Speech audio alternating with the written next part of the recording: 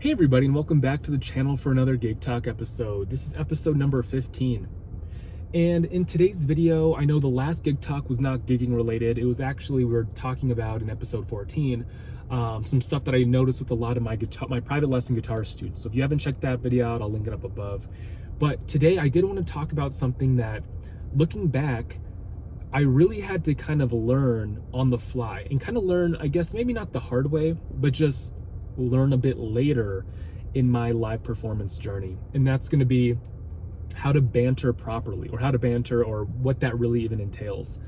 And I want to use my own personal experience, because I remember when I had my first opportunity to play really like my first show, I was getting everything prepared for, my songs. I was practicing. I had my gear that I was, messing around with for the first time. And I remember leading up to that show, like really shortly before performing, I was like, what am I going to say to the crowd? Like, what is it even that I say? And that's all that bantering is like, you want to come off as personable, and you want to not, but there's an art to it. There's a balance.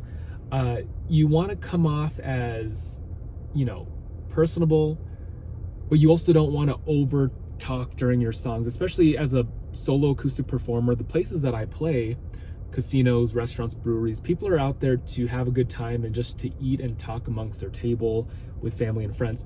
Most of the time I'm basically background music. I mean, there's people that get into the music a lot, but I also don't want to be the one that is just like talking between every single song. I don't think you need to be doing that. But I do think there's a few things, or a few times during your sets or during your shows, where you should say something. Here's a few things that you want to kind of look out for and how to banter properly. First thing that I always do is I don't start off my show by talking and then I play a song. What I always do is I play a song, something upbeat. After the song ends, I will then introduce myself. I'll say my name. I'll say, thanks for having me out tonight. I've been looking forward to this show. It's one of my favorite venues. I'll say something along the lines of how long I'm here. Again, I'm at a show right now. I'm sitting in the parking lot. I got to load in pretty soon. I got a show from 6:30 to 8:30 tonight. Hopefully you guys can join me for both sets.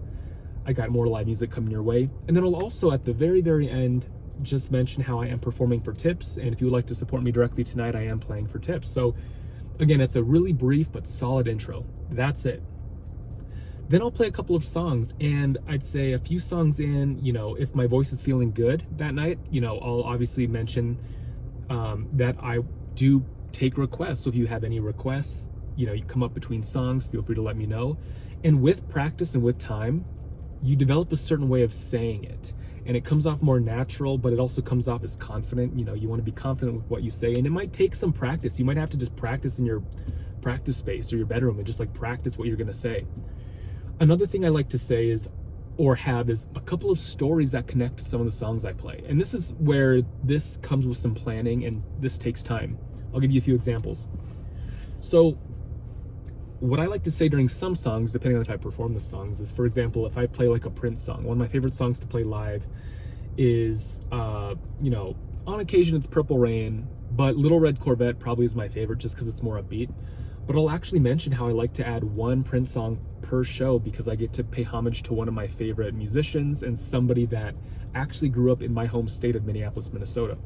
That's perfect. It's personable, it's a connection, it's a story, it's quick and to the point, and then I kick into the song, and people also know that what I'm going to play next. So we get to kind of connect on that level.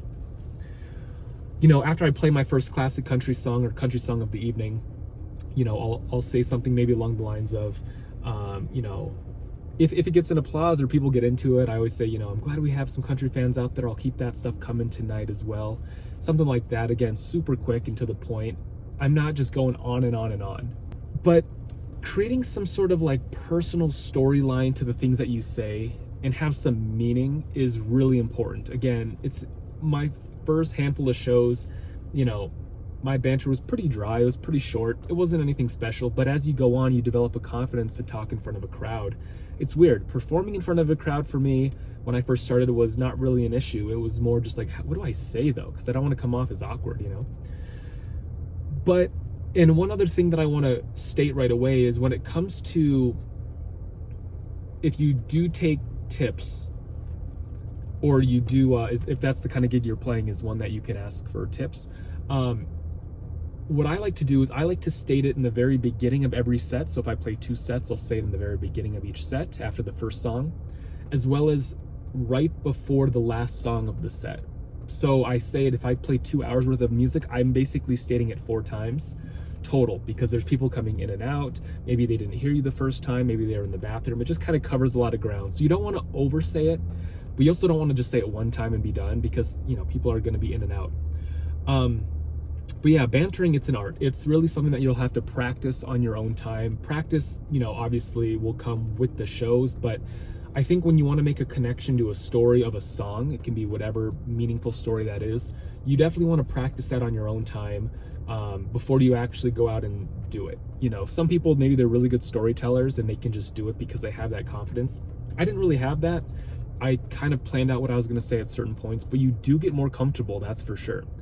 So I hope a lot of these tips make sense. It's something that I don't want you to overlook, especially if you're new to playing live, or you want to get into playing live. Don't overlook it, because it's an art. It's something that really pulls your entire performance together, because obviously people are there for the music, but they also want to get to know you. Especially if they're into the music, they're also into you and they want to see more of you as well. So I hope these tips went over well. If you do like content like this and you want to see more from the channel every single week, and just stay up to date with guitar lessons and gig talks and all sorts of content from the channel, just make sure to subscribe, and I will see you guys next time.